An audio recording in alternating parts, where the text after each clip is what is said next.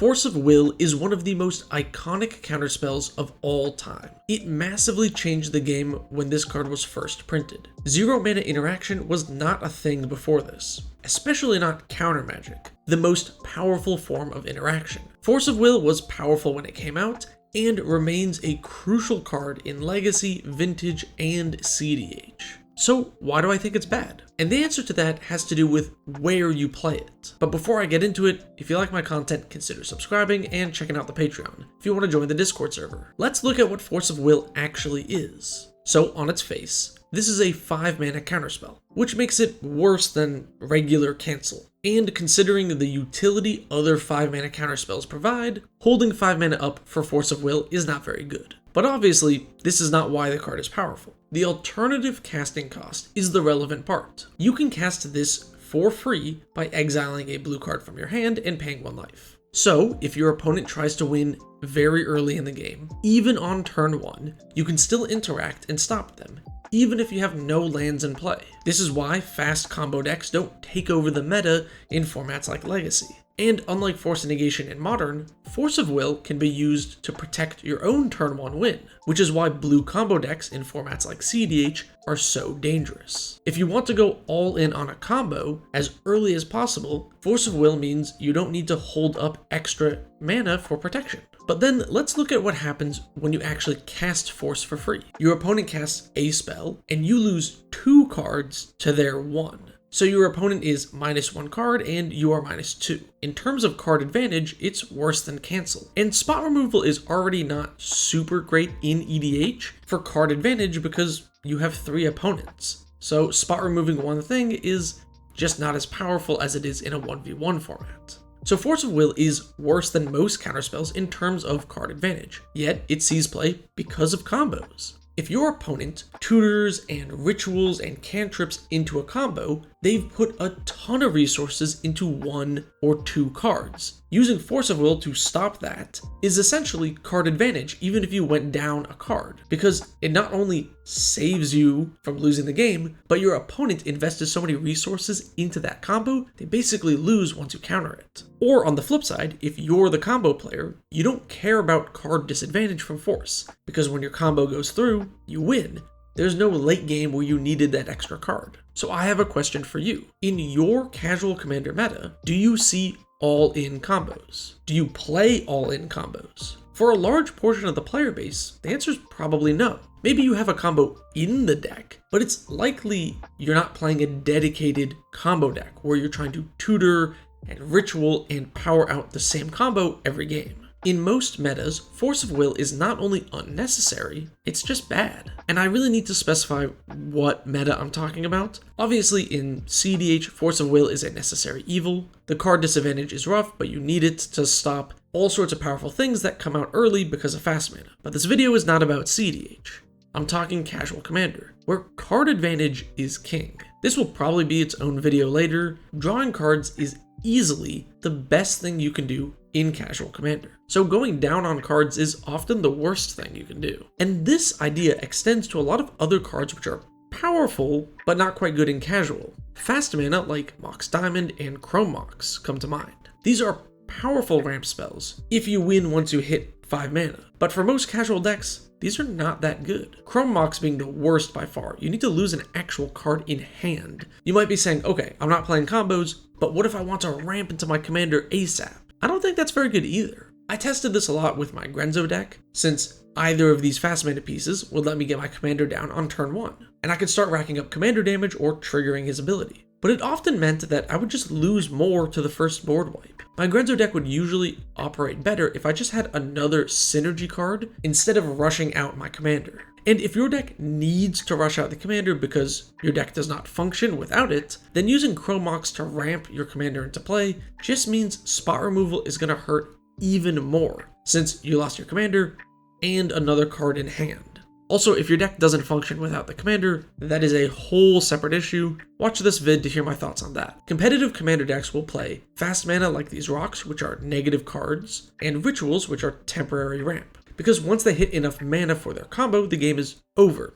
theoretically. Or when they draw a huge amount of cards with something like Ad Nauseam, you can use the fast mana to get the extra mana you need to actually deploy your combo and win. Or you use fast mana to put stacks pieces in play early to slow combos down. But without these factors, in Casual Commander, I would almost always rather have 2 ramp spells in hand rather than 1 Chrome Mox. There are a ton of cards that are powerful in Commander that we see in CEDH, which are bad for casual use. Ad Nauseam, which I've talked about already in this video, might be one of the single most powerful cards in the Commander format. But you can't just add this to your casual deck with a high average mana cost. You likely don't have the fast mana, combos, and tutors to turn Ad Naus into a 1-card win.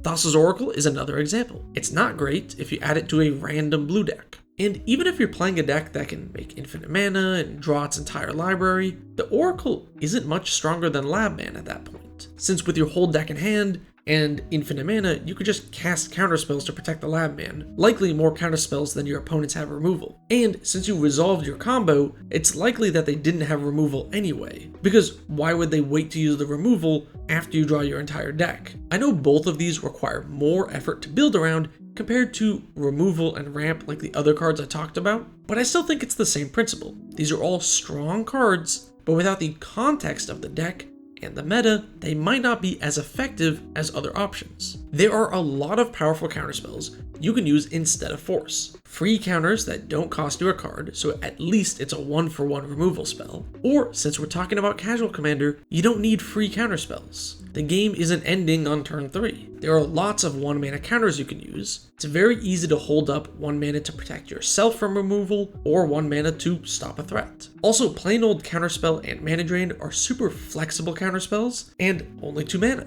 Also, I know a lot of people like to talk down on 3 mana counterspells, but there are so many good ones. The new Invert Polarity can massively swing a game in your favor. Disallow lets you hit cast triggers or activated abilities, and there are tons of other niche counterspells, like Bar the Gate if you're playing a dungeon deck. Holding up 3 mana in Casual Commander is a lot easier than you might think. Not only do games go longer, so it's easier to hold up that mana, but you also don't always want to just dump your hand on curve anyway. Tapping out and emptying your hand means that board wipe is just gonna hurt way more. It's often better to sandbag regardless and just hold up some mana. CEDH cards are not the only traps that people fall for in Casual Commander. Sometimes I'll see players play cards that are good in other formats and they assume it's strong in Casual as well. Sheoldred the Apocalypse might be the most egregious example. In a 60 card 20 life format, that 2 life swing is pretty big, but in EDH, 2 life is smaller for each opponent, so it's just not as effective in terms of pressuring life totals. I remember the very first time I saw an opponent cast this card. They were playing Sheoldred as their commander, and turn 1 went Swamp, Jeweled Lotus, Commander. On turn 1 on the play. And I thought to myself, finally, I'm gonna get to see how powerful this card is. This is basically as good as it gets, right? Turn 1 on the play? And the card just did nothing. Yeah, they gained life, and we lost some life. The red player played Impulse Draw, the green player just ramped in the early game, and eventually, the Sheoldred player cast a Howling Mine. Cool. It drew 1 player into a board wipe, which they cast, not because of the Sheoldred, just to clear the board, and then the Howling Mine just drew everyone else more cards. Sheoldred did not speed up the game for that player, it did not slow any opponents down, and it was never the biggest threat on the board. It ultimately doesn't do anything. Yet, people play it because, hey, it's an expensive, powerful card that's taking over all these other formats. Okay, side tangent here about Sheoldred. Let's compare this to other 4-drops. All of these are so much more dangerous. Displacer Kitten means that they could just pop off and probably combo and win next turn. Treasonous Ogre could just ramp your opponent into something massive that wins the game. A simple Elvish Piper threatens a massive creature. And Toski threatens to drown me in card advantage. I'm just so much less scared of this 4/5 that does nothing. But with all that said about Force of Will and Fast Mana, if you go to my Moxfield page and you look under decks I currently play, I use Force of Will in my casual channel control deck. So what gives? That's because this video isn't just Force of Will is bad. It's powerful cards like Force of Will are only good within the context of certain decks and formats. But that title's kind of long, so I went with something a bit shorter. This Tormund Thrasios deck is built around the card Ghost Lit Wanderer, and looping this along with other channel creatures from the yard over and over again so I can counter many things or remove many things. the entire deck is built around a 4-mana counterspell. So my deck regularly wants to hold up 8 or 10 mana, so I can counter, return to hand, counter again. This is a real draw-go control deck where I am just going to hold up all of my mana and play exclusively at instant speed. So I play 5-mana counterspells, even if they're not very good in a vacuum. Mystic Genesis and Spellburst are not great cards, but in draw-go control, Mystic Genesis lets me get a creature into play while countering something,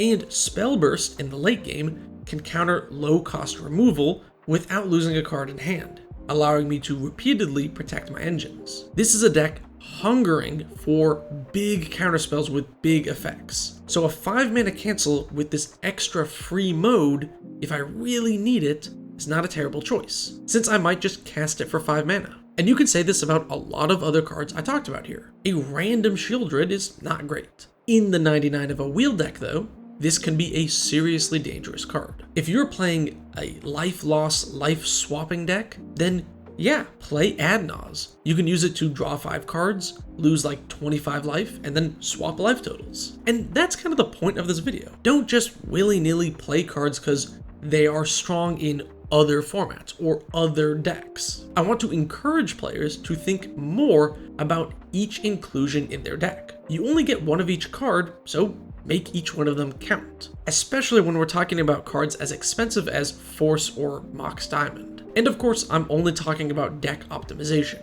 One often overlooked part of Force of Will is the flavor. I mean, a wizard backed against the wall, caught without any mana. They can cast one last spell using nothing but their will. It is a cool card from a flavor perspective. So if you just like Force of Will, of course, go ahead and play it. As long as you're having fun, it's all good. This is going to be a 2-part video. Here I talked about some CDH cards that don't fit well into casual decks, and next I'm going to talk about popular casual commander cards which see way too much play. So stick around for that. Thank you so very much for watching. If you want to support my channel like my tier 3 patrons here, consider subscribing and checking out the Patreon.